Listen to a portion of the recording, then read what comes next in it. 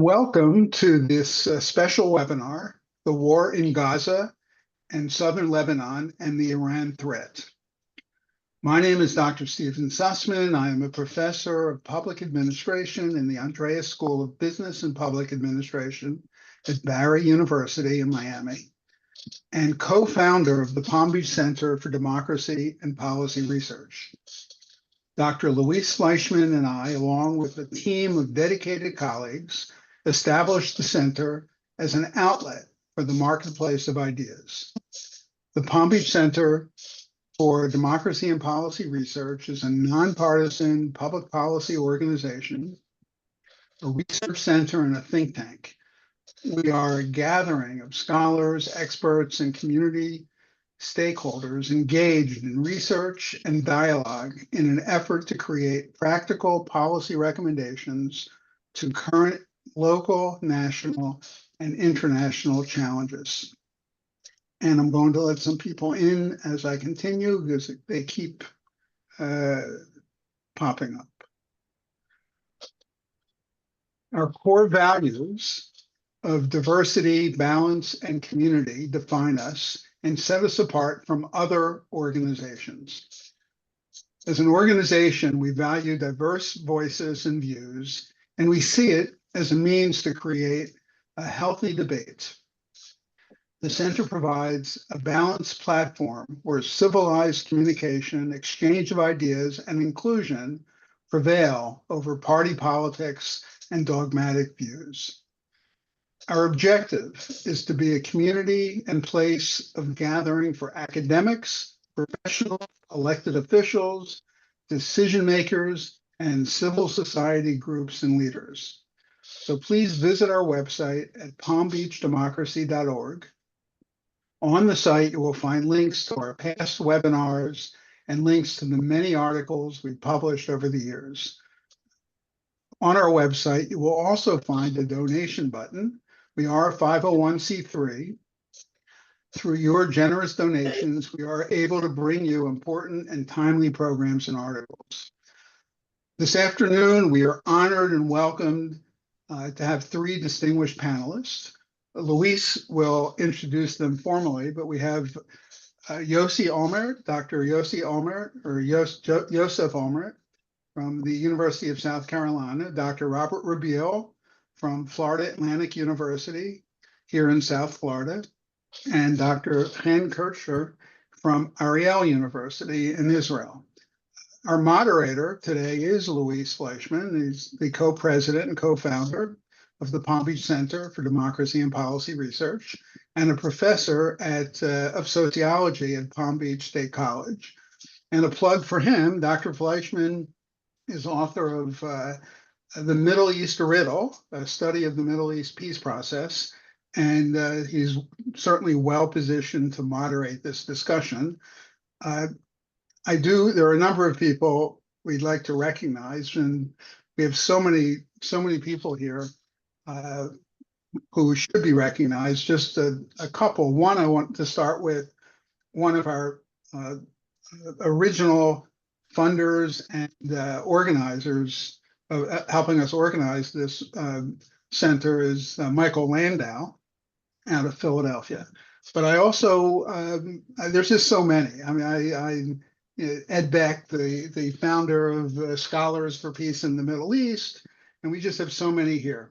So I'm going to turn this over to Luis, and he'll set the boundaries for the program and do formal introductions. So Luis, you are up.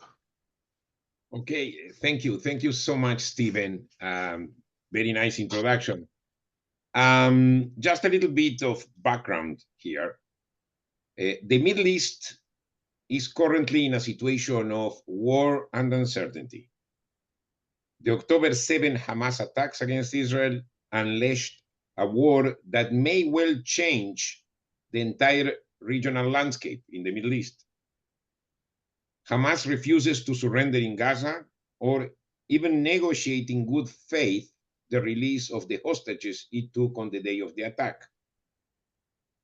Even though Israel decapitated Hamas and Hezbollah leaderships, The country is still the victim of missile attacks from Lebanon, and Hamas continues to resist. And talking about Lebanon, what will the future be like?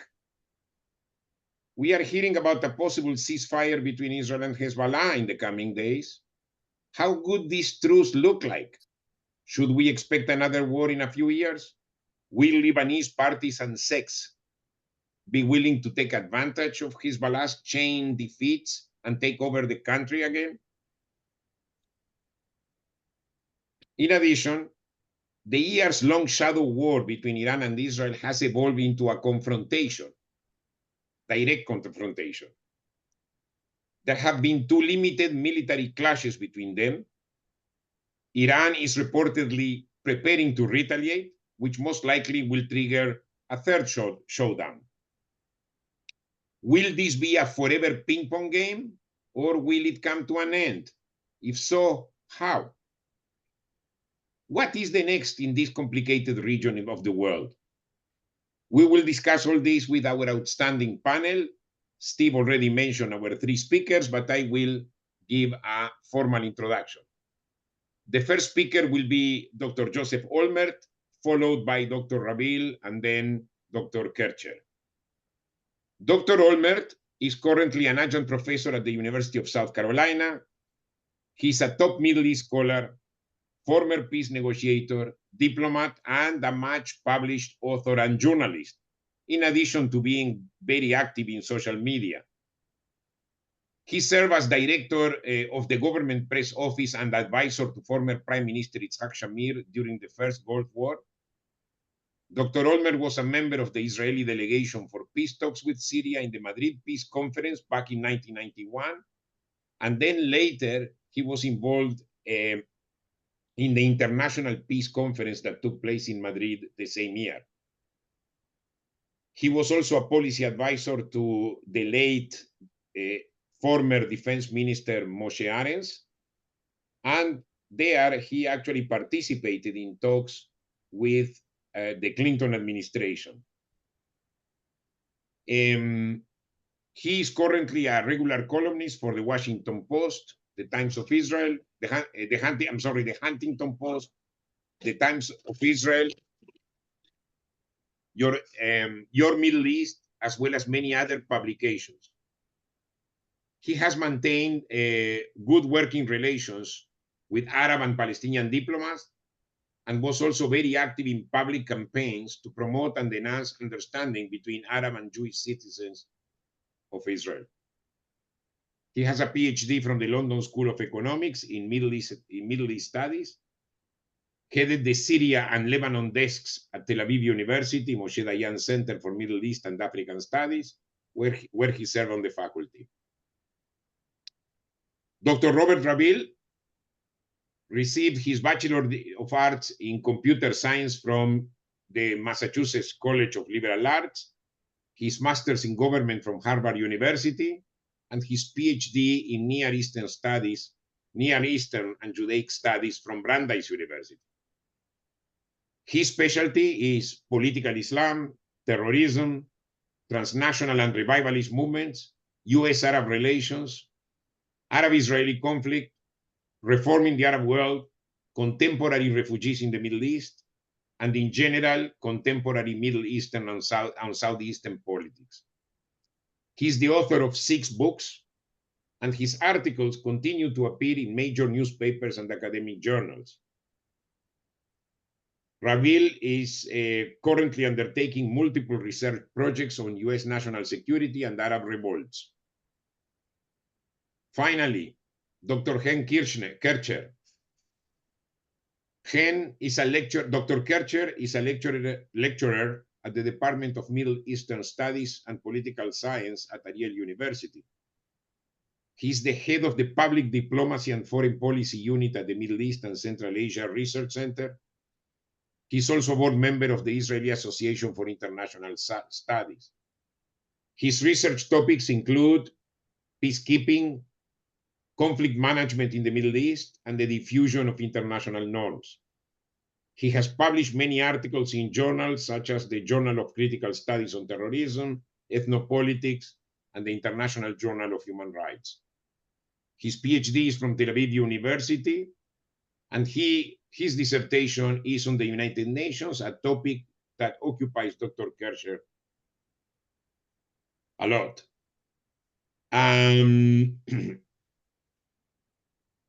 Now, each speaker is going to speak for about 10 minutes.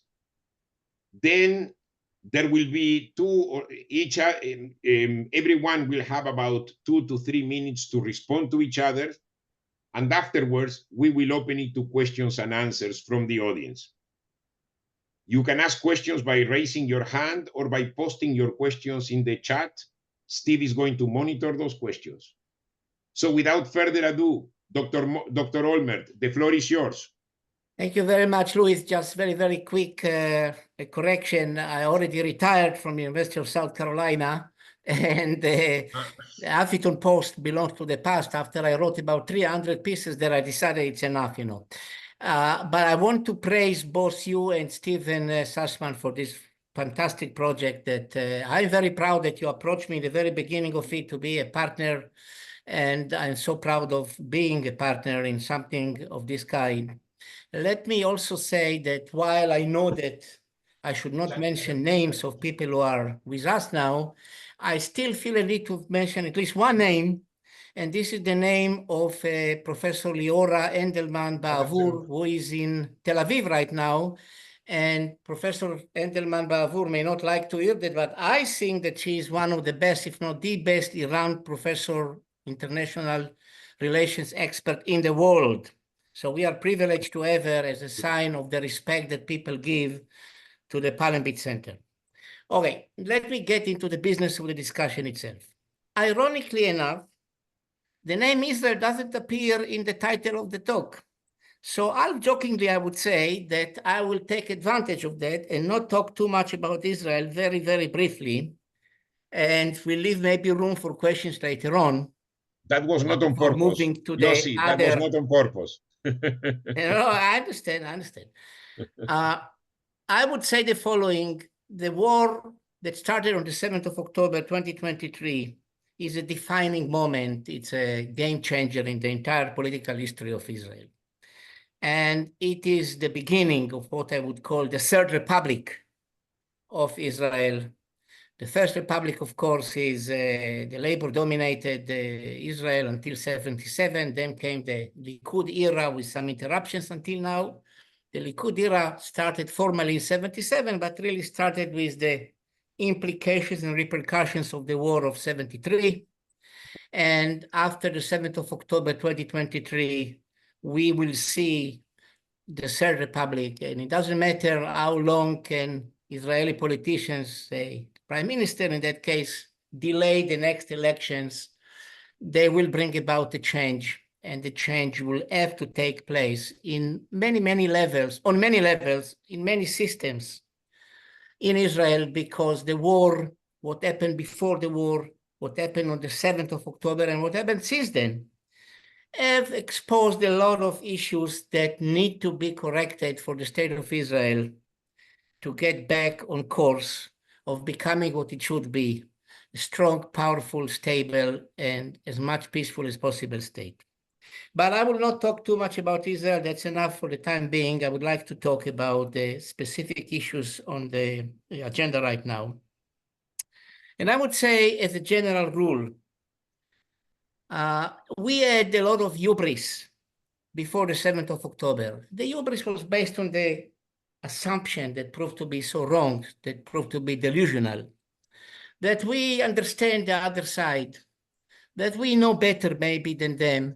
And that led philosophically and then practically on the ground to the disastrous policy of containment that led to the disaster of the 7th of October and as of the 8th of October in the north border.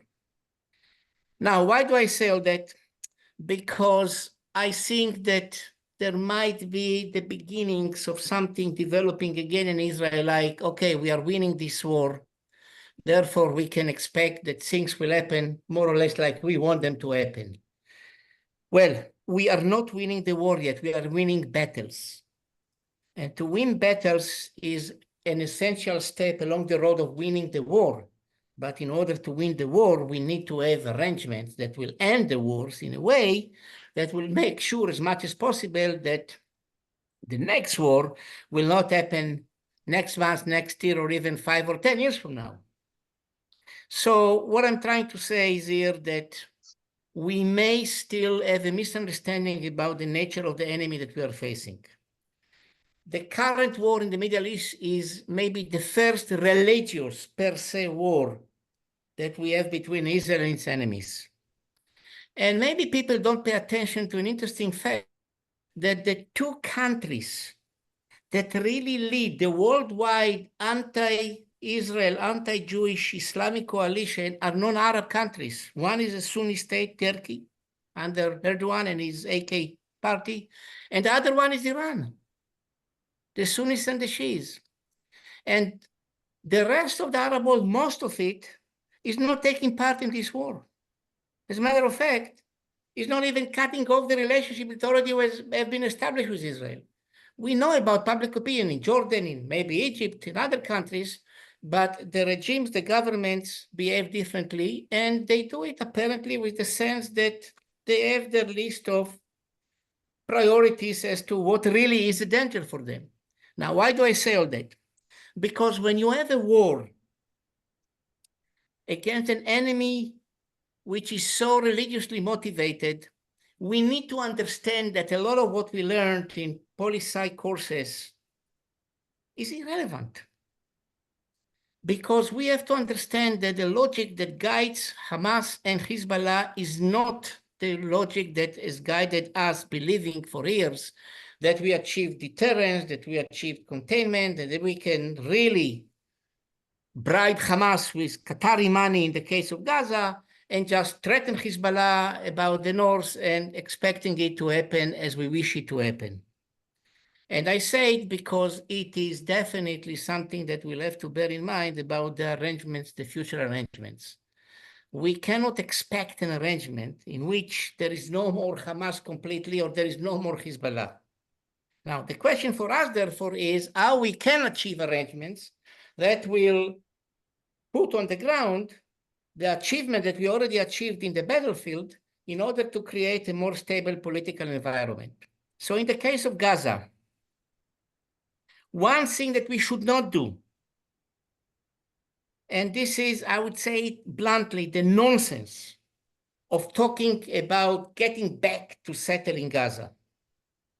Nonsense and very dangerous. Which reflects the problem that we have a messianic wing in the current Israeli government. We'll come back to this a little bit later, maybe. That we should not do. It is a disaster from an Israeli perspective and something which is not bad to Israel. We don't even have to ask whether it will be bad or not in the eyes of other people. What Gaza really needs is what I would call the Gaza Reconstruction Authority.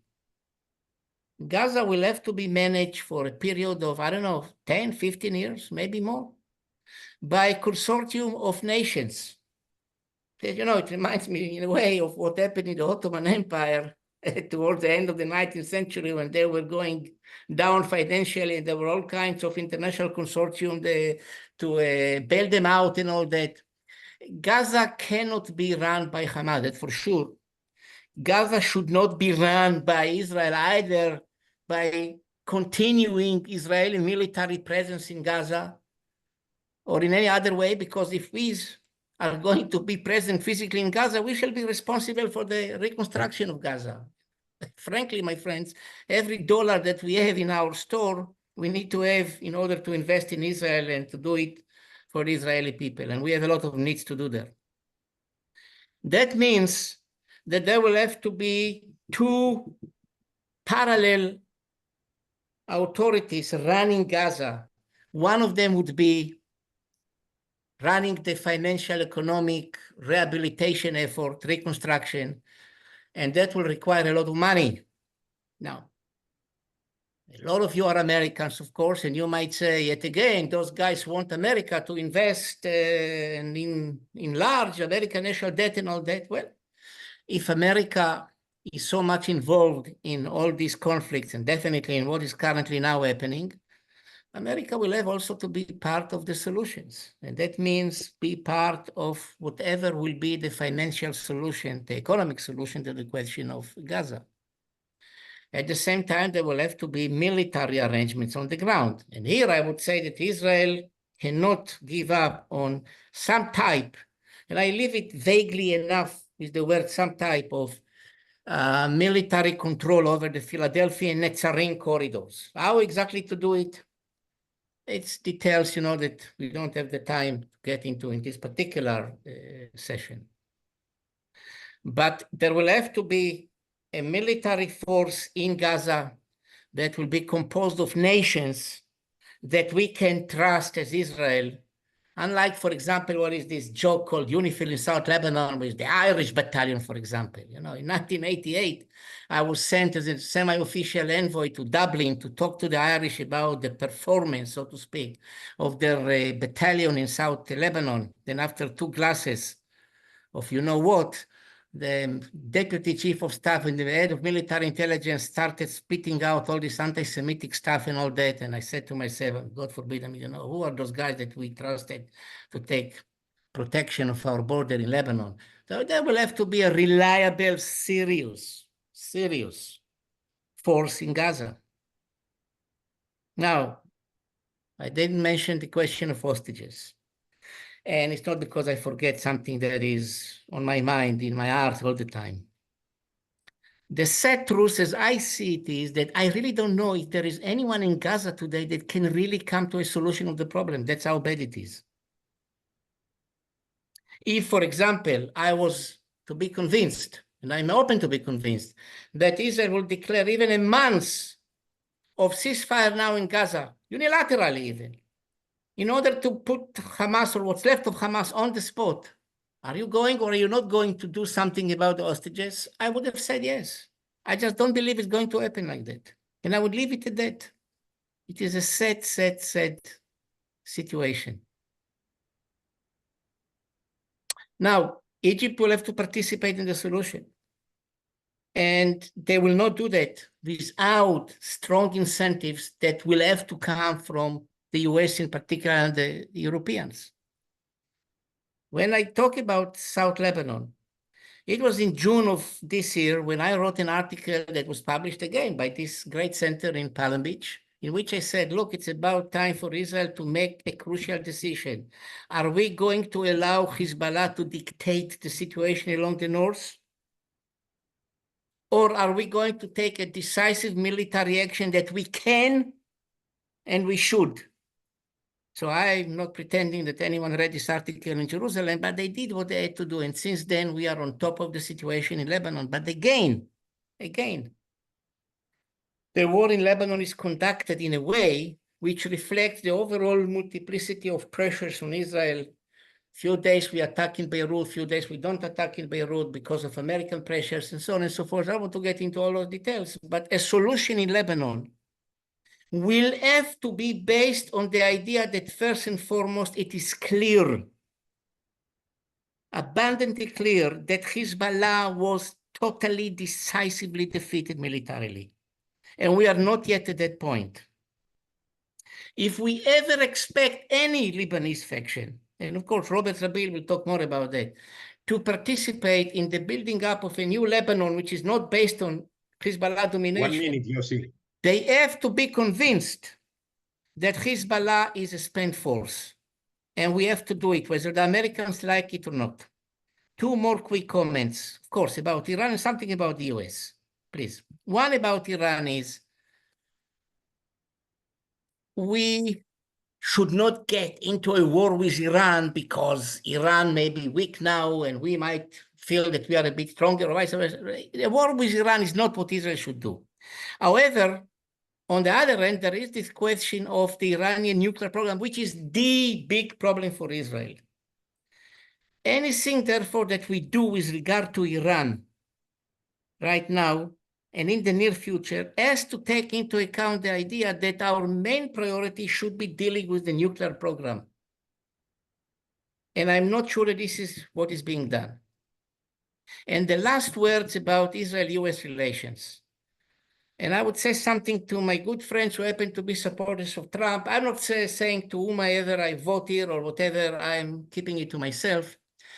And both woke on the left and MAGA on the right, the two political movements that really mobilize masses in America these days, are not pro-Jewish and not pro-Israel. They are not.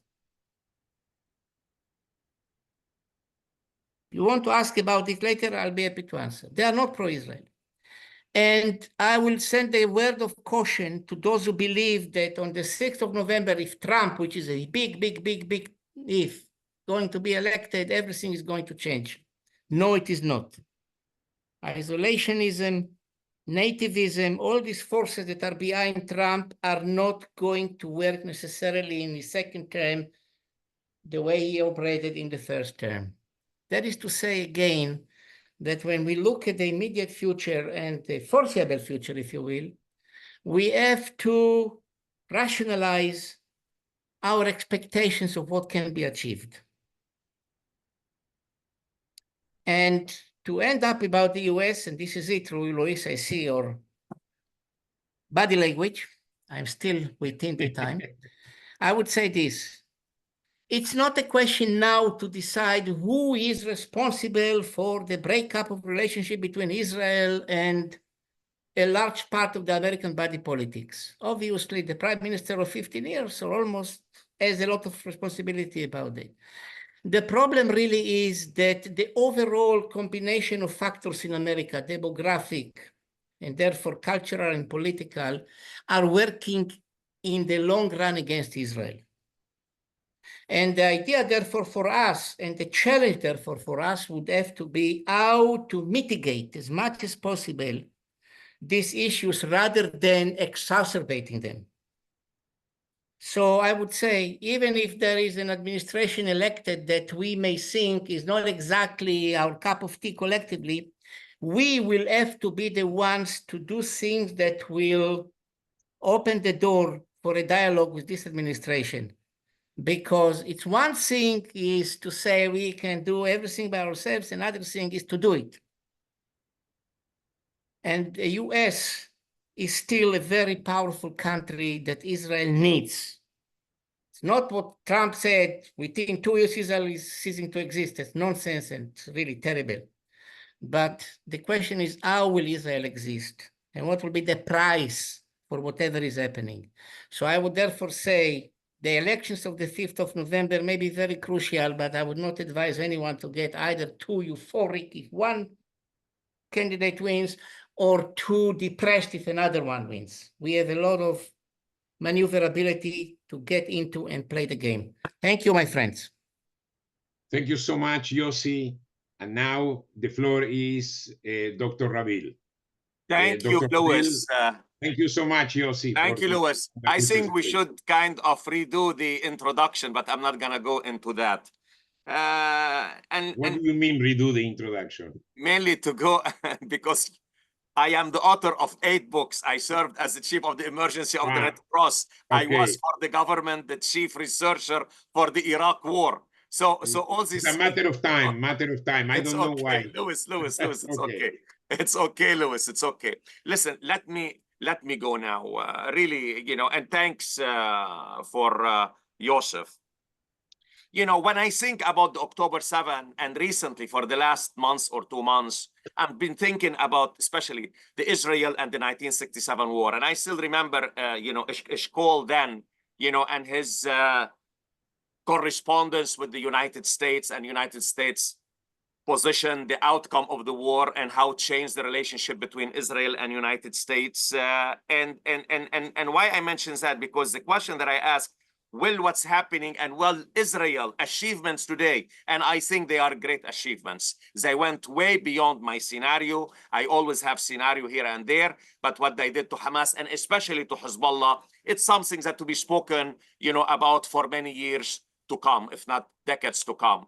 But still now, the achievement, what happened and what you are going to do, in Gaza and in Lebanon, and what you're going to do with the security of Israel, its relationship with the Arab world, and its relationship with the United States. So this is, again, this is where I draw the distinction, the comparison and contrast. And let me tell you a few things about the October 7. The October 7, especially vis-a-vis the Arab world, really in the last 20, 30 years, especially after the 1982 war, and I would go mainly from the 1973 war, mainly the preconception that Israel is no longer a war society, that Israel cannot pursue a war of attrition, that Israel, is not ready to engage, mainly in multi-front, has all collapsed.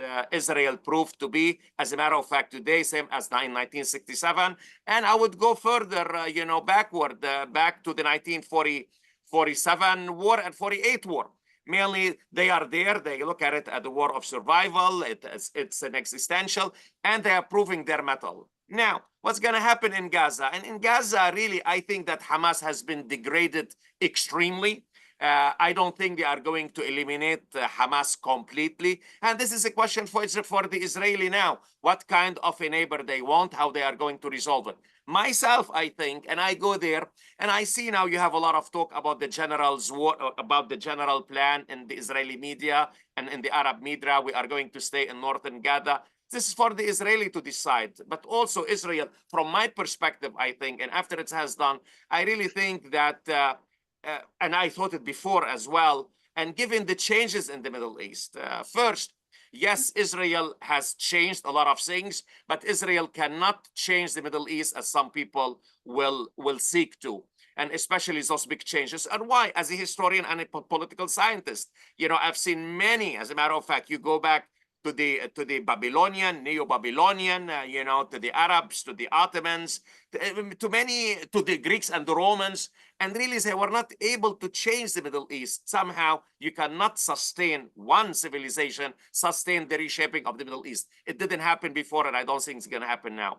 So really, this is why I would like to see Israel as part of a regional security, framework. I spoke about it before. I really would like to see, more, and this is what happened. Israel was not before part of CENTCOM, today is part of CENTCOM. Israel now, true, it has certain reservation with Jordan. Jordan has certain grievances with Israel, but still they work together. So really, I would like Israel to rely on itself, but also I would like to see Israel part of a regional security framework, especially with the changes in the technology, really, and vis-a-vis Iran and vis-a-vis others. We'll never know in the future what's going to happen. And when I look at Iran, I have one variable in the Middle East when it comes to the Palestinian-Israeli conflict is Iraq. Iraq now, the Al-Hashd al-Shabi, they have been entrenched in the internal security of Iraq. They are now around 220,000, and they are part of the government on the leadership and on the military leadership also, an integral part of the government. So this is mainly the point is, I think security of Israel is better achieved in being, part of a regional framework, security framework, and of course on relying on themselves. So Gaza, when I look at it, I think now it's time after Sinwar to go ahead and decide what you are going to do. And I leave it to the Israelis. And of course, you have to consider, and here Josef mentioned Saudi Arabia and others. You have to consider one thing now. You have also on the other front that has not been spoken about much is about Saudi Arabia and what Saudi Arabia is doing. I would love to see a peace treaty, between Saudi Arabia and Israel, but I see it now as merely it's getting distant. And Saudi Arabia today has taken the initiative in that it has creating in any country kind of a forum, and those forums they are meeting and they are saying, listen, we have to pressure for the establishment of two-state solution regardless of Israel would like. And they are calling now on those countries, as a matter of fact, to recognize the Palestinian state regardless of the peace negotiation, whether happening or not happening. So here again, you have this front, this political front that Israel has to be engaged in. So this is for Gaza. For Lebanon, you mentioned the southern Lebanon front. It's not southern Lebanon. It's southern Lebanon. It's the southern suburbs of Beirut, and it's the Bekaa and Baalbek and good part of Lebanon, as a matter of fact, in the north and in other area. Mainly when you speak about Lebanon, it's wherever Hezbollah is in Lebanon. And let me tell you, this is the way I see it. based on my discussion from my colleagues in Israel, in Lebanon, I have good contact with the Israeli, and with the American government here. And this is what I see. And I see that Israel, indeed, it has a mission, and that mission is to degrade the power of Hezbollah to a level that it can coexist with. And this comes, with not stopping the war unless the Israeli feel that their war against Hezbollah, for today and for tomorrow, and that Hezbollah will not pose a threat to Israel. So this is why I think now, this war now, true, you have certain leakage, especially in the press in Israel, where they say, you have a plan, and the prime minister of Lebanon said, we are going to end. I really, from Israel perspective, and when I look at the pattern of what Israel is doing, I don't think it's going to happen soon. It might be happening now, but I don't think it's happening soon. And I'll tell you why. For example, the plan now they are speaking about, Amos Hochstein and other, that the Lebanese army will go to the south, UNIFIL will have more leeway to be ready to face whatever violation without even notifying the Lebanese army, and of course giving Israel, the right to deal with any violation of what's happening in the south of Lebanon. Here there is something happen, and very important to note that Jumblat, of the Druze leadership, Mikati of the Sunni, and Birri, they said, listen, we are ready to implement 1701. And part of 1701, you have an article that deals with the resolution of 1559, mainly the dismantling of Hezbollah. But the point is, the minute they said that, Iran stepped in, and now you have the question in Lebanon, really, which I think it's crazy. Listen, are we going to implement 1701, before or after the ceasefire? Myself, I think this is really, I don't know what's going, but one thing is clear for me, is that Iran has moved in, especially after the removal of the first rank in Hezbollah, second rank of Hezbollah, and they are trying to hit them everywhere in Lebanon. So now, really, now Iran has moved bluntly, insolently, terribly, in the decision-making process. Whereas before it was Hezbollah, you have now Naim Qasim, and you have now who? You have now the Iranians, they are in. I think the Iranian, they have their finger now on some ballistic missile. They are remaining in some part of Lebanon on the rest of the weapons. So really now, the problem is, it's more than with Hezbollah, is with Iran. And regarding Iran now, and when I think about Iran, Iran is looking for a deal. It doesn't want to have a regional war where its army or its nuclear plant or its its oil field is going to be destroyed. But it's looking for a deal now. And the other variable, when I look at it, especially now that Russia and Iran, they are looking into a big strategic cooperation on the background of the cooperations they have with China. So these are the variables I have. Now, in Lebanon, what's happening in Lebanon now? And let me give you something what I see. Really, Israel has indeed degraded the power of Hezbollah. Hezbollah is not going to stop. Hezbollah, I think, or Iran is going to fight to the last Lebanese, and I hope this one is not going to happen. Dahia of Beirut has been destroyed. Baalbek has been destroyed. Now you have 1.5 million refugees. They are moving into other part of Lebanon. Really, and now what you have in Lebanon, inside of Lebanon, you have a huge tension. Really kind of leaning towards some kind of civil strife, especially between the Christians and the Shia.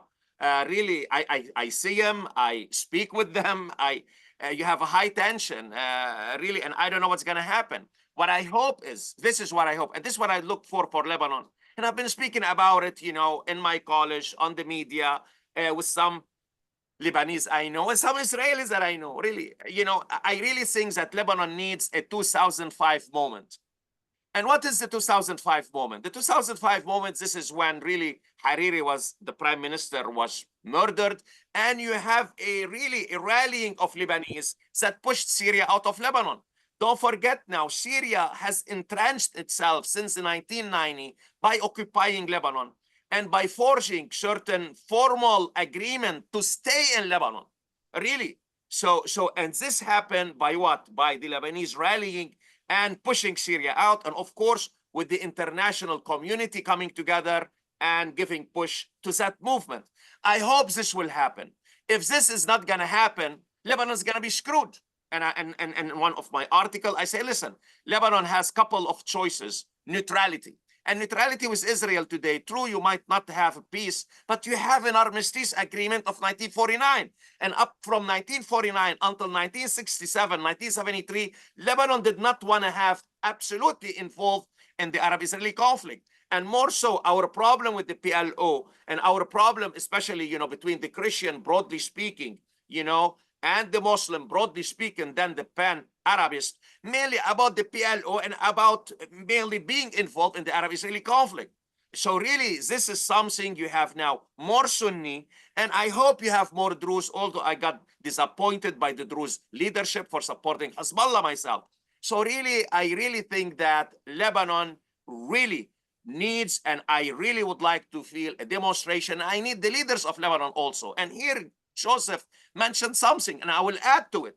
And I will add it, as a matter of fact, here and everywhere else on all platforms. I really feel that the Lebanese leaders are highway robbers.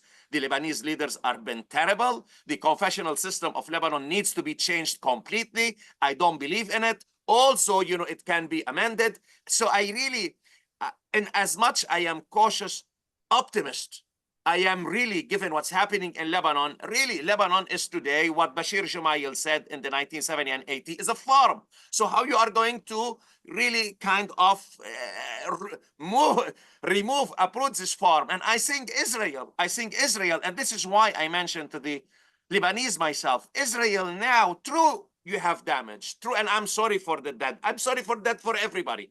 I'm a father, and really sometimes I see the news, Israelis, Palestinian, Lebanese. I really don't want to see that. But also on the other hand, when I use my brain and I say, okay, Robert, forget your heart. And I'm Mediterranean. You speak with your heart and your mind all the time. So I really feel, you know, that Israel today somehow really is really doing Lebanon some kind of a favor. Listen to this now, because I was in Lebanon in the Red Cross. You know, when Israel is the one that removed the PLO from Lebanon, when the Lebanese were not able to remove the PLO in Lebanon in 1982. That's a fact. That's a fact. And Israel today, what it's doing is really trying to clip the wings of Hezbollah and the Lebanese, including the Christians, including those who say, and something about the Lebanese also that I have issues with, they speak some, let me put it this way, you know, it's in Arabic, you know, they will be in shit and they don't smell the shit. You know what I mean? So really, you know, this is where it's an opportunity, you know, for the political leaders of Lebanon. So when the Lebanese leader of the Christian, of the Lebanese forces, he calls for a meeting, you need to have more people meeting with him, because he's calling to do what? He's calling to the implementation of international resolution, mainly, you know, 1701, and mainly and 1559, mainly the dismantling of Hezbollah, and of course the Lebanese army to impose its authority throughout Lebanon. This is what I would like to see, and I don't know, I have scenario, I spoke about them, but for Israel itself, I think Israel soon is gonna find, really, it's not gonna go deep into Lebanon. I know that it has it's isolated Hezbollah from the sea, from the Syrian border, from the south. I think Hezbollah is not gonna have 1 minute. Because they severed the border between Syria and Lebanon. As a matter of fact, you have two border, you know, Al-Masda and the other, you know, they have been really, Israel hit hard. They cannot transfer or cars to pass in. In the sea, they cannot go in. And in the airport, as a matter of fact, one thing that Israel told the Lebanese government via the American is that we are not going to hit the airport if the Lebanese army go and mainly is the one that will be in the airport, no Hezbollah. So today I can tell you this, the Lebanese army is in the airport, and this is why the airport is still functioning. So mainly now Israel has been able to prevent Hezbollah from replenishing its weapon, its arsenal, and they have been hitting them, and I can tell you, and I don't have the time. So the point is here, what Israel is gonna do. Israel now, I think, is gonna continue a little bit, and I hope that the Lebanese will pick up where Israel left. And this is now, it's a variable, and as I mentioned to you, I am hoping for a 2005 moment. and with the help of the Americans, indeed the Lebanese army, which I think, and here some people think about Lebanese army, and I see here in Washington, D.C., in my meeting, this and this, the Lebanese army, you have some very good people, and not only that, you have a close cooperation between some officers and United States. Very close cooperation, especially when it comes to intelligence, and I have given them a lot of intelligence. Let's not forget, I'll take you to 2006. Not too many people speak about it.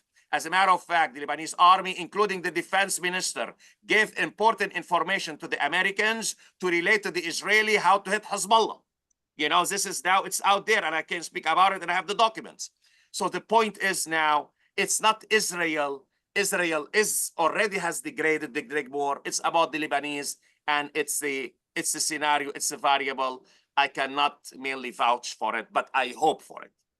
And I thank you. Thank you so much, Robert. That was highly enlightening and important, of course. Dr. Kertcher, the floor is yours. 10 minutes with a couple of minutes of tolerance. I would do it perhaps in 5. No, okay, I will take the time. Jad, I would take the advice of Robert. He says we're from the Mediterranean, 10 minutes can be also 60 minutes. It depends on the interpretation. But as a reminder, let's stay in the United States. Have anyone who has a question, please put it in the chat. So I just wanted to remind everyone. Sorry. Well, I have many questions also to Robert and Josef, especially for the documents they use. I want them. Okay. Well, first of all, thank you very much, Luis and Stefan, for the initiative and for this great panel. I think one of the problems with this panel is that Robert and Yossi here and myself, we kind of come up from the same opinion that we want like a better vision of the Middle East, especially after the beginning of the October War. But I want, before entering it, I want you to take the beginning and the end of the title of today's panel, The War, What is Next? And there is a very lovely historical anecdote that after Khrushchev was deposed, all the journalists came to all the specialists in Soviet Union political science and said, how you didn't know that he was so unpopular that they're going to depose him? And one of them said, well, if Khrushchev didn't know, how could we know?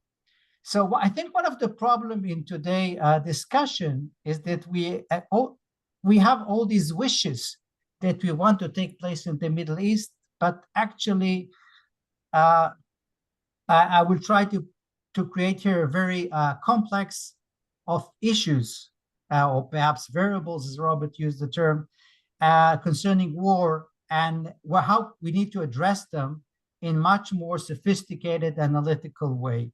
So one point I think that everyone you mentioned here today is the question of leadership. Who are the leaders who run this show?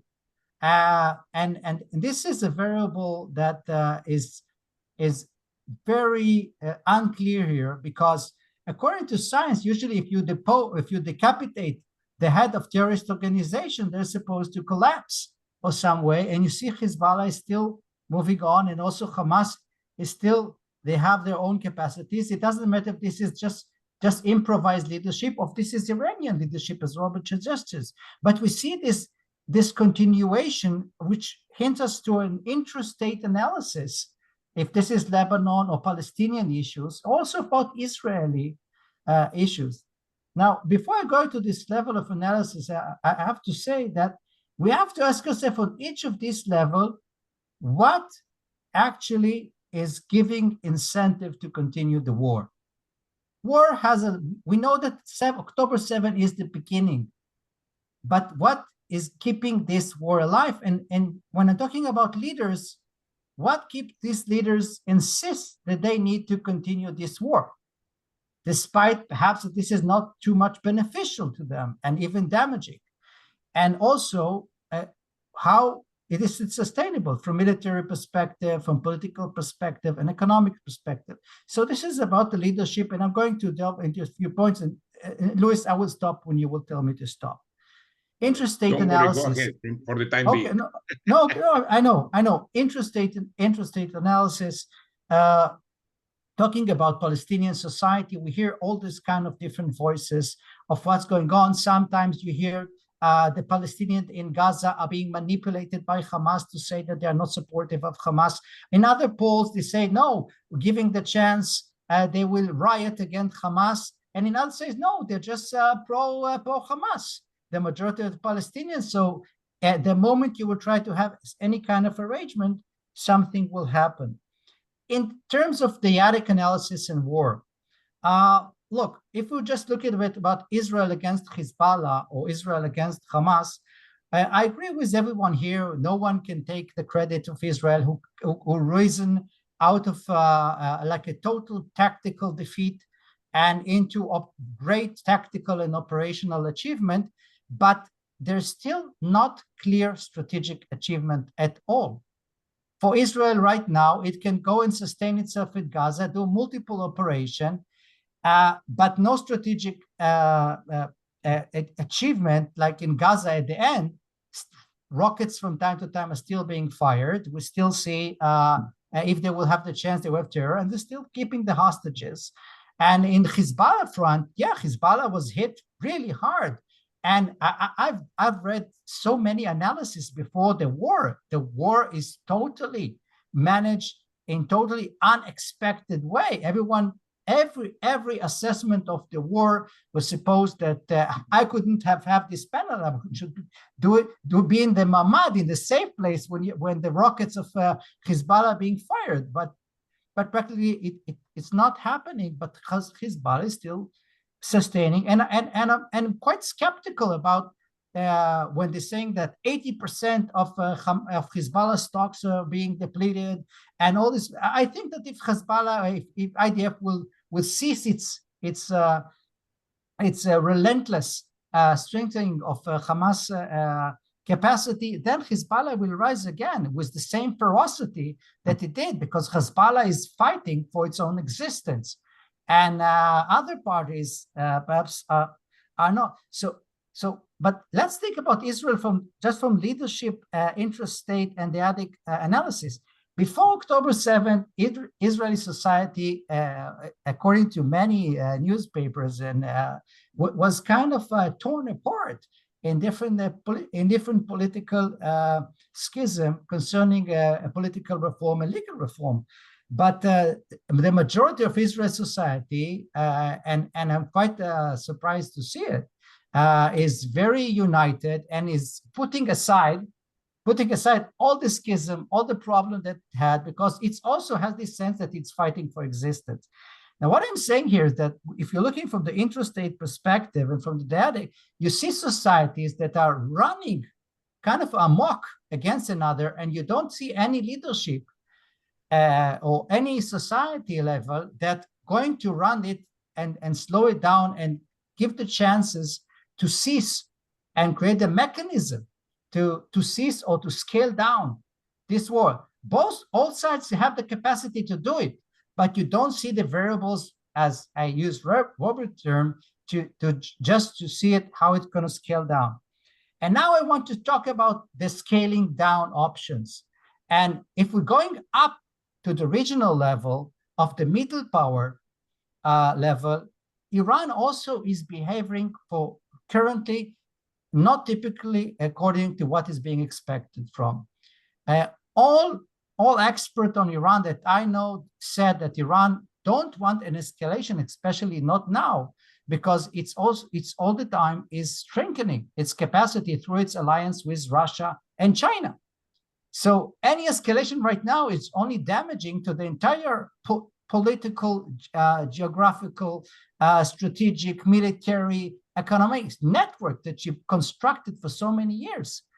And yet, Iran is scaling up and threatening to scale up, which seems that perhaps, and I haven't heard quite clear when it's going to end, because a lot of Israelis were sure that after this attack, Iranian will scale down, but no.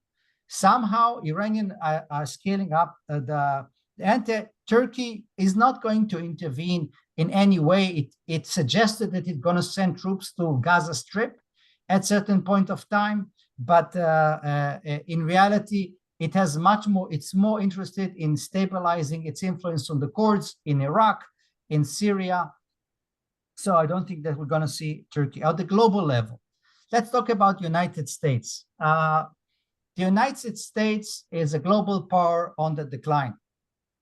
Here it's kind of sad for me to see how this wonderful and classic book by Paul Kennedy, The Rise and Decline of Great Powers, is still relevant today. And according to this book, of course, from the 1980s, when the global balance is being changed, we will see an increase of wars. And this is what we're seeing here today. And we see here today a declining power.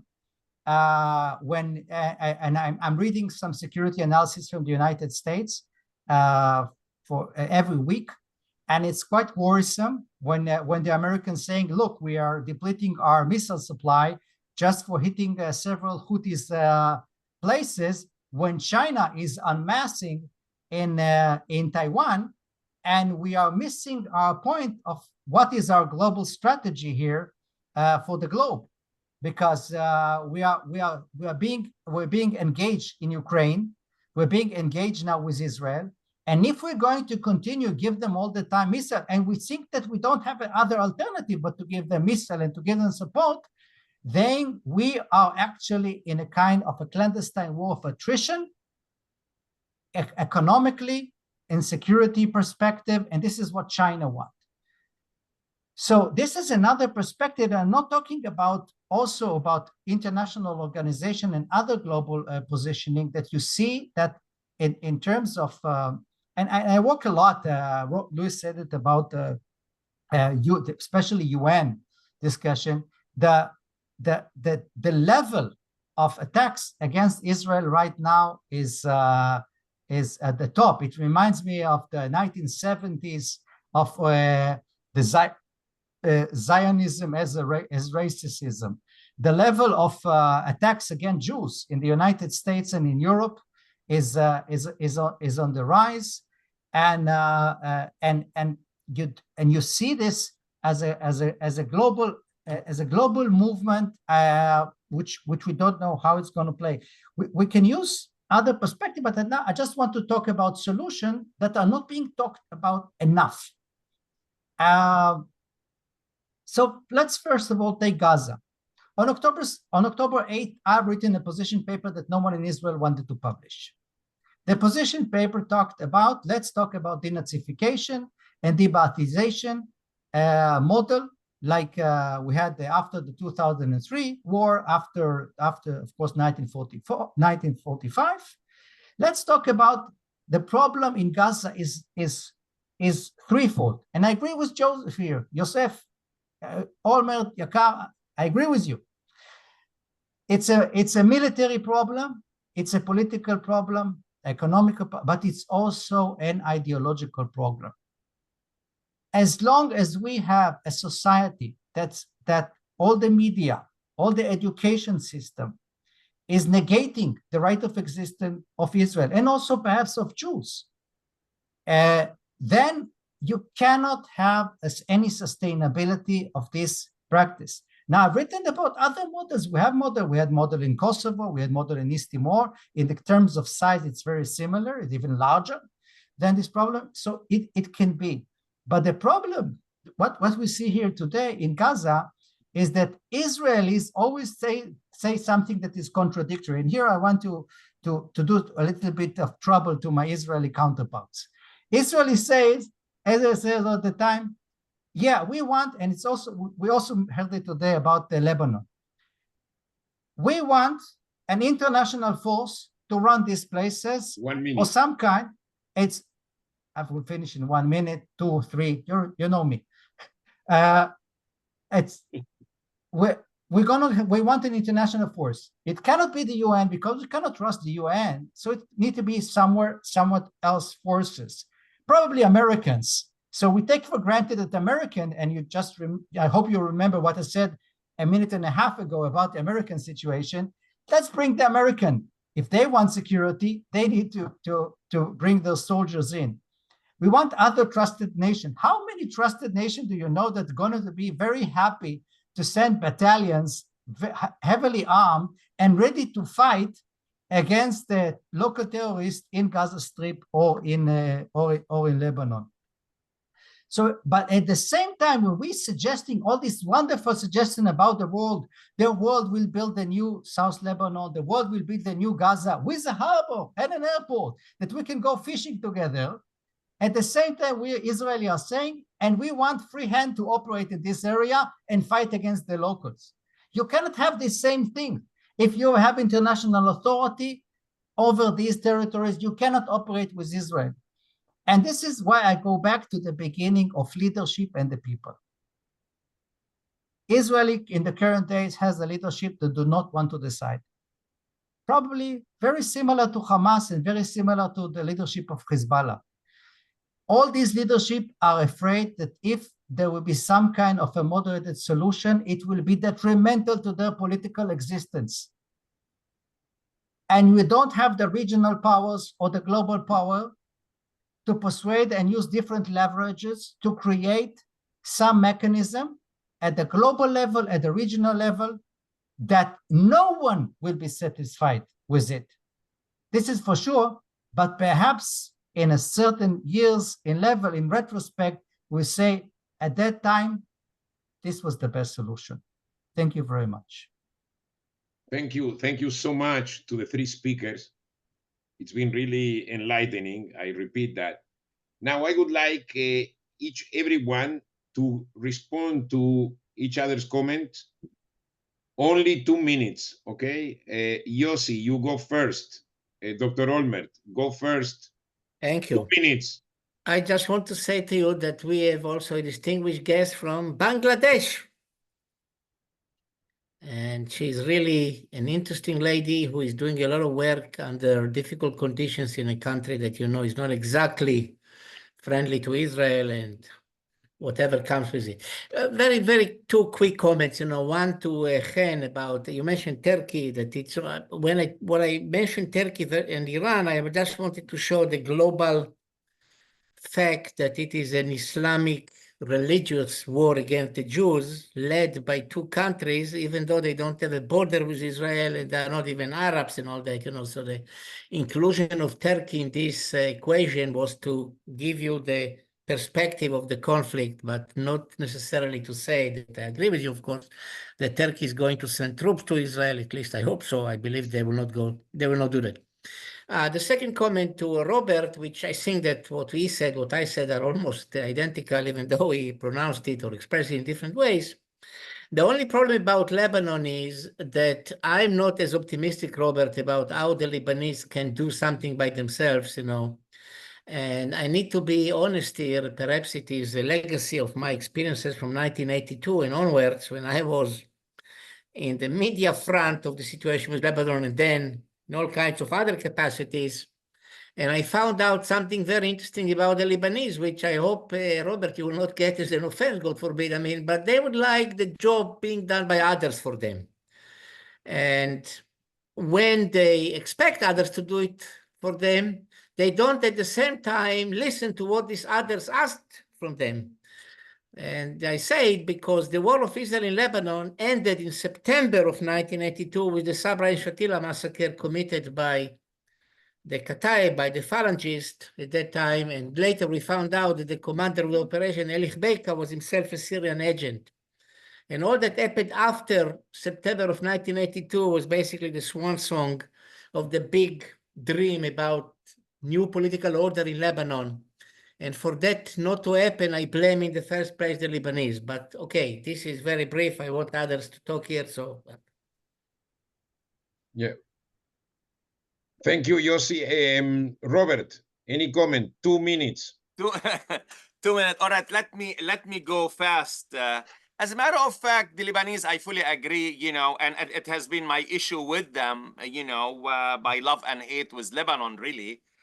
Is that really they want somebody else to do their job. And I mentioned Israel did it for them once. And especially after the murder of Hariri, they felt that United States should go and help disarm Hezbollah instead of them going and say, listen, we are not going to get Hezbollah in the coalition and in the government, and forget the equation, the army and the resistance and the people of Lebanon.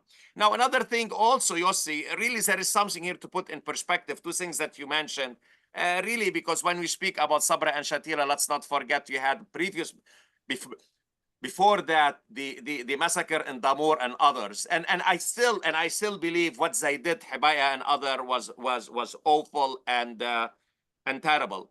Another thing until Zatar.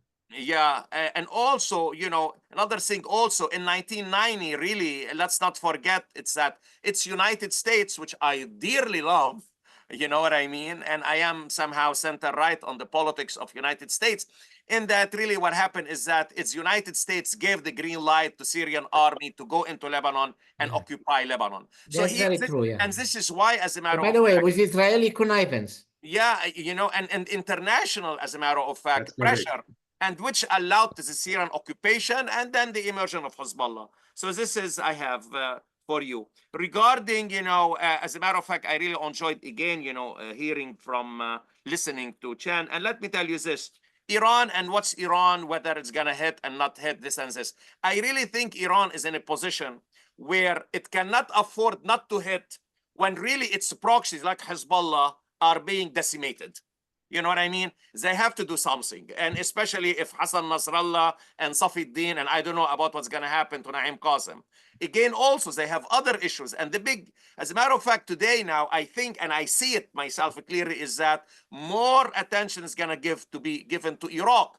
Iraq, it's too important. They have their Hashd al-Sha'bi, as I mentioned, 200,000. And of course, if that's going to hit, it's going to create a lot of problems. Why we are with you?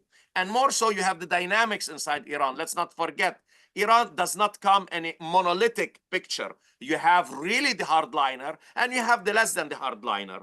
Another thing I would like to mention, and I fully agree with you, is that the United States. And I think United States is not really kind of a decline. Mainly, I think United States is going through a transition where we are witnessing the emergence of multipolar world. And this is why, as a matter of fact, whether here, whether in Washington, I mentioned this Ukraine war really has to be stopped. Because it has put the whole global south, plus Russia and China, they are not our enemies, but they are put them in a way where we can no longer tell them what to do. It's not like before, completely changed. Even Saudi Arabia and even the others.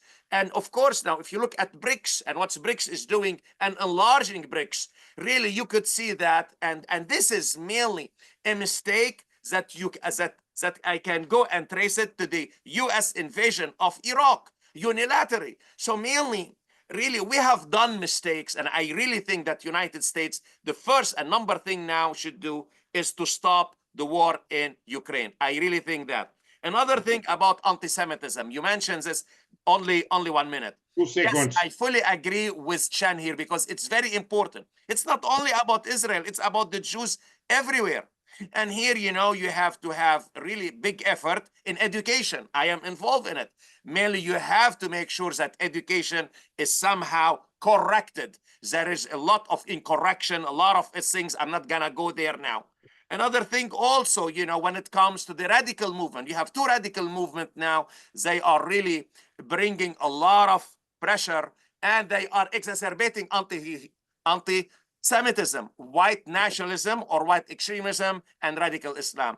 And this is something, as a matter of fact, again, with education and going after them, which I believe so, and not giving them ground, not giving them legitimacy, not giving, even in political discourse, certain legitimacy. And if something is going to say something about that, you call it. So this is what I have to say. Thank you, Robert. Chen, just a couple of minutes, 2 minutes. Well, I don't need 2 minutes. They agree with me, That's it. I can retire. Early retirement. Okay. I just want to put some a follow on. I think that perhaps also in the later Q&A, we need to talk more about the political transition. I'm really interested about the Lebanon. Lebanon for me is a real tragedy in the Middle East. the play of the regional powers in the politics, in the economic, in Lebanon, is all the time is like playing an interplay and expecting the different sects to clash one against another. There's an excellent book on the Lebanese army as a unifying and creating a sense of a nation. And I think that if we're talking about intervention or different kind of mechanism, I think that we need to think more about, and this was talked about a lot about the EU, but not enough was really being implemented, is creating more strong state mechanism that can be create neutral and be an alternative to what the Hezbollah built, which is like a clandestine state in Lebanon. And of course, the same goes for Gaza Strip. If you have like a state within a state and it's still in existence, the state will not survive. When state began in the 15th century to the modern state, the major aspiration was, of course, to disarm all the other militias and noble and all different alternative force. So the major, if the EU and Europe, and also perhaps with economic incentive or by Saudi Arabia and other countries, if they will encourage these polities to create more state-like and not state within a state mechanism. And I think that I agree with Robert concerning Iraq, that currently it's a lost case. And Iran will put everything now to stabilize the situation on Iraq, because it's like the jewel in its crown. The baby. So I think this is now, and if we can end the war only with these few steps concerning Lebanon and Gaza Strip, this will be still a huge end state to a very unstable situation. Thank you very much. Thank you so much. And Luis, we have questions. yes, there are questions, and I really want the audience to ask questions. Yeah. This is why we are having these programs. Just a couple of comments in response to just a comment that you don't have to answer with regard to Ukraine, and that's something that Robert mentioned. That is the problem. I think Russia is exactly like Hamas and Hezbollah. They are absolutely insisting, I would say, very stubborn in fighting this war. And it's not clear how you can stop Russia except with basically applying a counterforce. So it's not going to happen overnight. Again, another comment that I want to make is education, re-education. I agree with Robert and I agree with Chen, and also Yossi, I think, mentioned something. I don't think there will be re-education unless you have a new type of government. This is why I think Yossi's,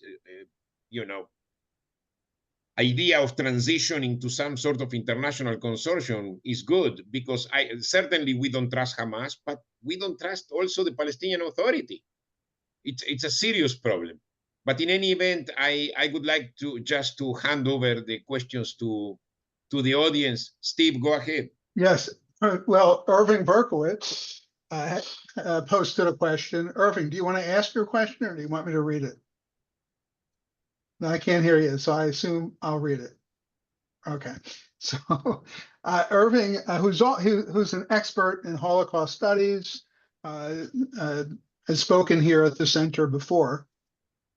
He writes, I would still like to know whether the two-state solution is a delusion, and if not, what do the panelists envision in the way of a long-term peace framework? What will a solution to which both sides agree likely look like? Let me start, if I may, and to Irving. And by the way, Irving, good having you as usual.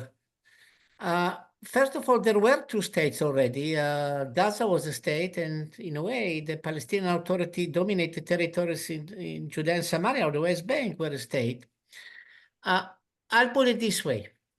Israel cannot, and I'll surprise some of my followers maybe, Israel cannot just say, no, well, we disagree with two-state solution. Because whether we like it or not, even our greatest supporters in the political arena in the US, I don't talk about outside of Congress or government groups that are more pro-Israel than others, but even President Trump, when he had his peace plan, he talked about the Palestinian state. Now, therefore, the debate should be about conditions, about security, about boundaries, about Jewish population as opposed to not? Should there be ethnic cleansing of Jews from areas that are the Jewish homeland or so and so forth and so on? Now, the problem really is that when we talk about the two-state solution, we talk about something that has become a slogan. And as such, there is no serious discussion about how can it happen and who would run it and how. So that's for when I mentioned whatever I said about Gaza, I would say the same should go also about Judea and Samaria or the West Bank. The Palestinian Authority is unable to control their territories. It's a corrupt, vile organization. So I wrote an article a few years ago in which I said whether the Jordanians like it or not, or the Egyptians, they have to be part of the solution here. They have to be part of the solution here. And the part of the solution in the case of Jordan and the West Bank or Judea and Samaria would be some kind of federated arrangement that would be controlled by the majority of people in this arrangement. By the way, the majority are Palestinians. In the case, of course, with security guarantees in Israel controlling security, the Jordan Valley, and all that comes with it, the Jews are not going to be ethnically cleansed, and Jerusalem stays the capital of Israel in its entirety, and so on and so forth. In the case of Gaza, the Egyptians will have to have a role. They will have to accept to have a role. And the problem really is that we are giving up too easily to when the Egyptians or Jordanians say, no, we don't want. All those countries that say we don't want should be presented with the alternatives. And if we don't present them with the alternatives, we don't present them with a choice to make. So the alternative is what? Israeli annexation. Netanyahu talked about that. He never meant it. I know Netanyahu, look, the gap between what he talks and what he really wants to do is huge, always has been. So the two-state solution in the sense of there should be some kind of Palestinian statehood, whether people like to hear it or not, Israel cannot just say no, no, no, no, no. And that brings it back to a point that Chen raised, and that will be the end of my comments here. Can Israel even say that under the current political system in Israel? No, because there is a veto power of Smotrich and Ben-Gvir over Netanyahu. And that's one of the reasons why we should have early elections and a new government that will be ready to look in the mirror and make the big, big decision that start with saying the big, true stuff. Thank you, Yossi. We're coming down to the last few minutes, so instead of getting other comments, I'd just like to have our read from the chat. But we have Orna. Orna, thank you for coming. Orna Weissman, did you want to ask your question? Or do you want me to read it?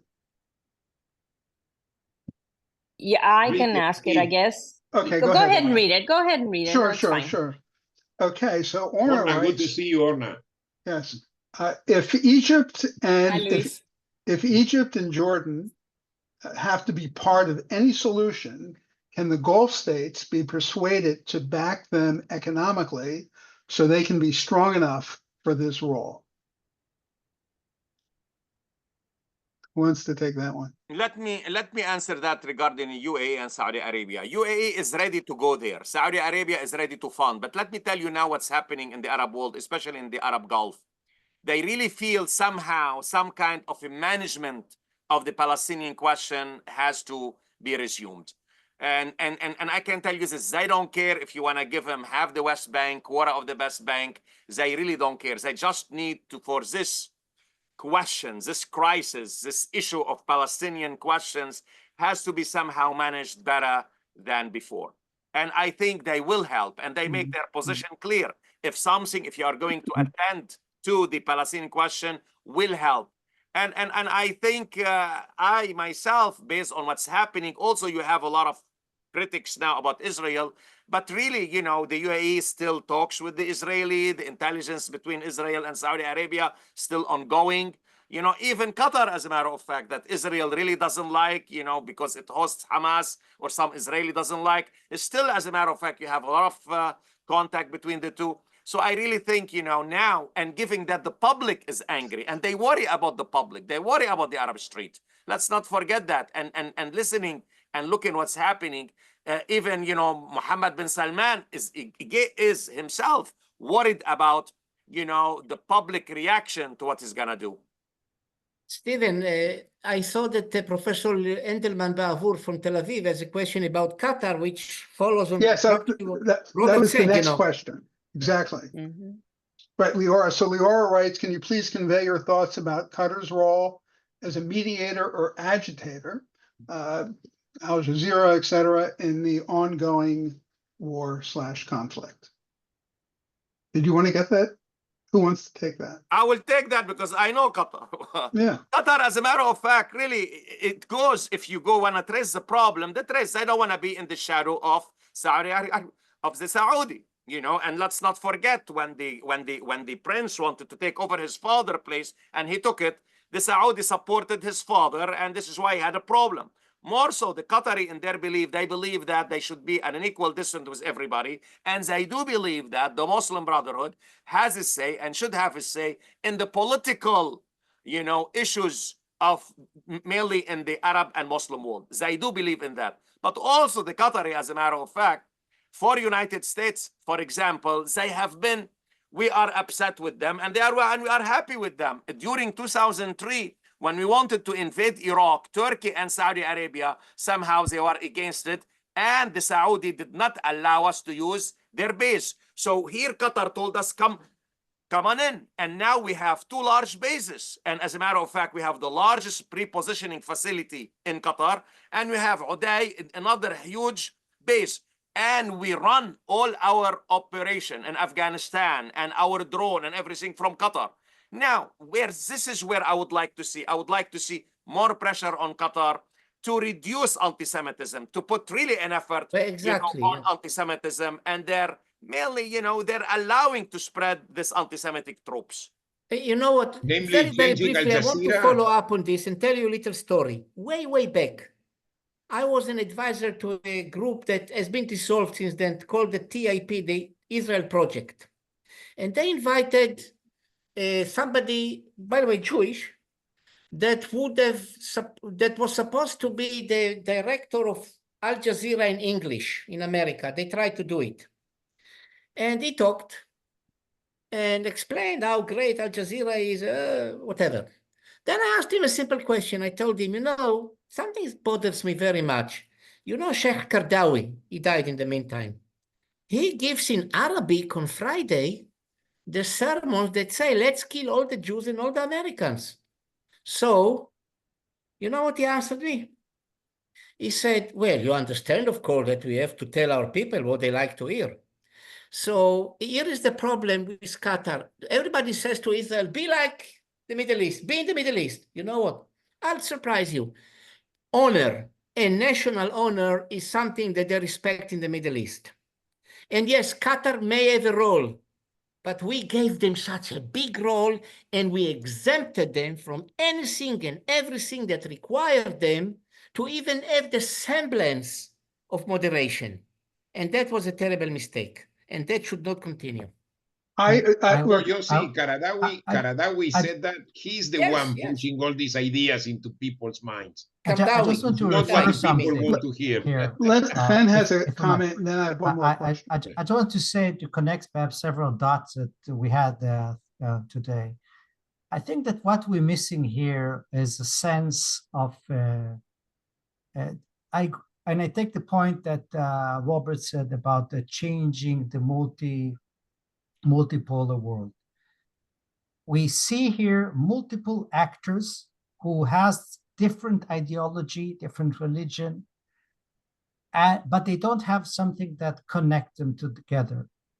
And they're always, it's very easily, Luis, what you said about Russia, it's very easy for Russia to put a wedge between them, between the Americans and the Europeans, between the Europeans and the Saudis, and the Saudis and the Israelis. And every time there is an issue, and you cannot see something that will create a common cause that everyone can align and says, look, we know that this is your position, perhaps if relate to what Yossi just said here, about Qatar. You want to put pressure on Qatar? You cannot put pressure on Qatar if you don't have any unified work. Saudi Arabia tried to do it several years ago and failed. And actually it retracted from it, but it didn't have a lot of support. And I think that part of the problem that you have like a piecemeal of different small alliances of different middle power, what I call, I have an article now about middle power in the Middle East, not regional power. So you have a multiple middle power that everyone is on ad hoc basis. And as long as you don't have like a unified ideology, unified ideas, like Yossi and Robert, you can come up with a nice policy paper about these ideas and also reveal some of your secret, perhaps, documents. And then we can have some vision and also perhaps talk seriously about alternative or about a different model to create the two-state solution that can also push forward. Because at the current stage of affairs, even if the war will cease, the crisis of the two-state solution will be continued. Okay, I thank you. And we have Marzia, is that how I pronounce your name? Yossi, is that how I pronounce your name? Yes. From Bangladesh, I think writing in from Bangladesh. So I want to give her the respect and ask her question. I want to summarize it. She has a question to Yossi about how the root of this is, the root of anti-Semitism comes from maybe the Arab world. I don't want to say Arabs per se, but can you comment on that? You may be able to see her question. It was rather long. Look, it's very simple, Marzia, and we exchange a lot about that privately, so I can tell the secret. Look, there's anti-Semitism has been for 2,000 years. It's the oldest recorded human hatred, collective hatred in the world history, and the most persistent one. And it exists in the Arab world, it exists in the Islamic world, it exists in the Christian world, it exists also in Asia, it exists everywhere. And I hesitate, I need to be honest with you, then categorize anti-Semitism as being mainly as something that originates from the Arab world or from the Islamic world, because factually it's not true. And also because we have enough troubles. But then I said what I said before about Iran and Turkey and the fact that this is a religious war, and this is a religious war, and as such, it is full and filled with a lot of anti-Semitic motives. There's no question about that. And just to end up my answer to you, a few years ago, the famous Israeli historian Avi Shilon wrote a book about the decline of the left wing in Israel. And Middle East Journal asked me to write a review about that. And then I already said, look, it's a religious war that has become, and if it's a religious war, it's a different situation altogether. And as you told me, Marzia, also in Bangladesh, there is a lot of hatred to Israel. Why would there be hatred to Israel in Bangladesh, other than it being based on religious interpretation of what Islam says about the Jews? So that's anti-Semitism, pure and simple. Thank you, Yossi. I think it's time. I know there were some other questions, couldn't get to them all, but in respect to the time period, I'll close this out. I think you covered all the questions as far as I see. I may have. Well, I know Orna had another question I didn't cover, so I apologize. First of all, it was a terrific webinar. I've been very close with Yossi for many years, and Robert and I have become much closer since Oxford. And talking about your books, Robert and I walked into Blackwell's at Oxford, and they had on the shelf 3 of his books. So that was great. So and then it was wonderful to meet you, Chen. We've been Facebook friends, but I don't think we've met before. And thank you all for coming. For those who came late, this is the Palm Beach Center for Democracy and Policy Research.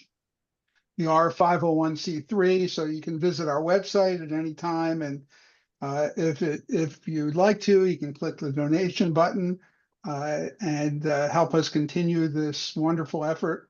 This was, without a doubt, at the top of the list of everything we've done here. So I thank Yossi, Robert and Chen and Luis for moderating it. And thank you all from all over the Thank you, world. Stefan and Luis. Thank you so Thank much. you very much. Thank you very much. Thank you so much. Thank you. Shabbat shalom to everybody. Take care, Shabbat guys. shalom. Bye-bye. Shabbat shalom. Bye-bye. Bye. Be safe. Bye-bye. Thank you. Bye. Thank you, guys. Bye.